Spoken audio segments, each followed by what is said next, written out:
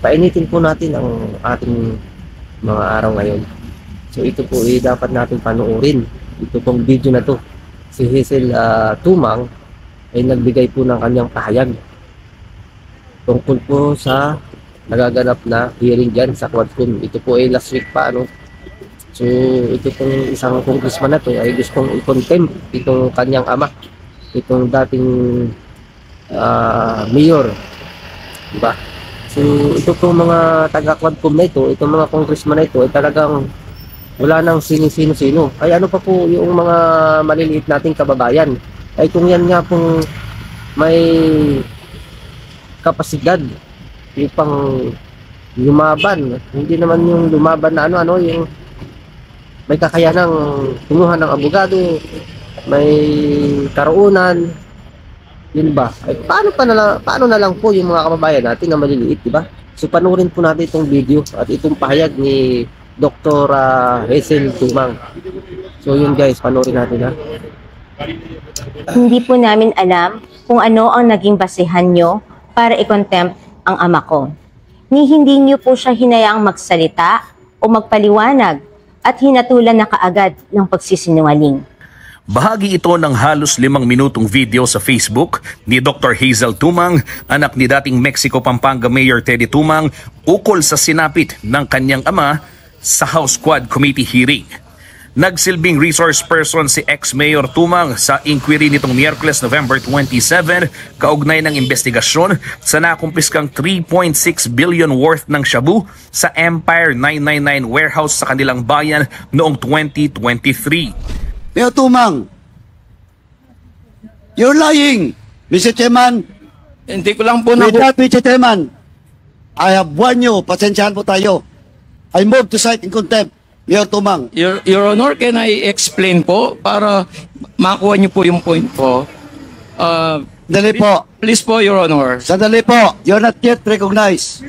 Mr. Chairman, once again, I move to cite in contempt Mayor Tumang in violation of our Section 11, Paragraph B. Binigyan ng contempt order ng House Quadcom ang dating alkalde dahil umano sa hindi pagsagot sa mga katanungan at pagtatago ng impormasyong kanyang nalalaman. Hindi ko po personally kakilala si Willie Ong and Eddie Yang.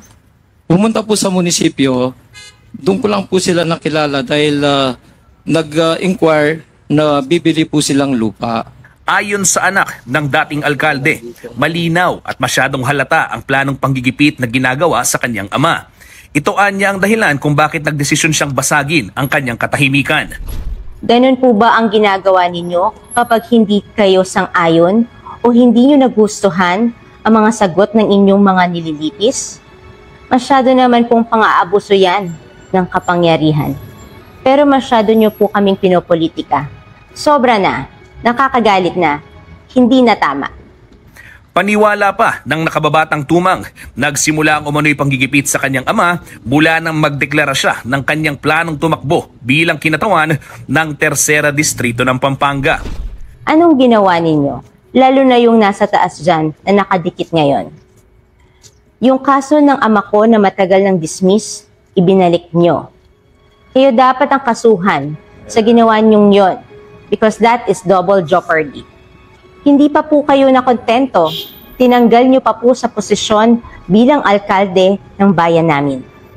Bago magtapos ang video, sinabi pa ni Dr. Tumang na ang umano'y pang-aabuso sa kapangyarihan ang nagtulak sa kanya para kumandidato sa darating na halalan. Ako ang humabol bilang congresswoman, hindi lamang para bigyan ng hustisya ang aking ama, kundi para bigyan ng hustisya ang buong Tercera Distrito. Dahil kung ang abuse of power ay nagagawa nyo sa amin, mas magagawa nyo ito sa mga ordinaryong mamamayan. Samantala, bago maghating gabi ng Miyerkules, November 27, pinawalang bisa ng Quadcom ang contempt order laban kay dating Mayor Teddy Tumang, kaya siya pinayagang makalabas na ng House Detention Facility. So yun guys, napanood nyo naman, di ba? So yan po ay hindi fake news ha. Dun sa mga vlogger dyan ni Tambaluslos at ni Pangulong BBM, ay hindi po yan fake news. So yan lang po ay nagpapatunay na talagang garapalan na dito sa Congress. Wala naman po silang ginagawa kundi mag-hearing na mag-hearing. Ang trabaho lang po ng Congress ay gumawa ng batas. Hindi po ganyan na parang hindi naman po tayo mga bubo. At hindi po tayo bulag sa mga pinagagawa nila. So kayo na po ang humusga. At ikalat po natin itong kasi hindi po lahat ng social media, ng stream media ay ito po pinapublic, di ba? So yun guys, God bless po. God bless sa ating lahat. Bye.